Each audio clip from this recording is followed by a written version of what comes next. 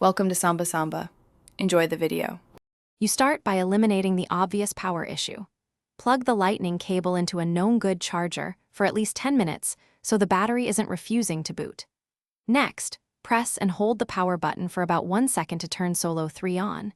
You should see a brief LED response. If nothing appears, make sure no device currently forces them into an active paired state by disabling Bluetooth on nearby phones or tablets before trying again. Once powered, focus on the connection. On your source device, toggle Bluetooth off and on, then remove or forget any existing Beat Solo 3 entry so you start clean.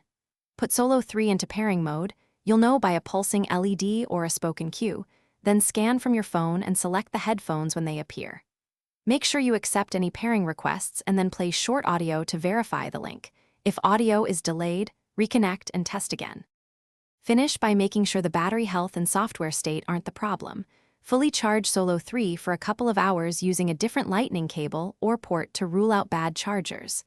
Power cycle both the headphones and your source device, then reattempt pairing and playback. If they still won't turn on, perform a factory reset or reach out to Beats support with your serial number. Quick troubleshooting tip: if there's no LED at all, swap cables and chargers first.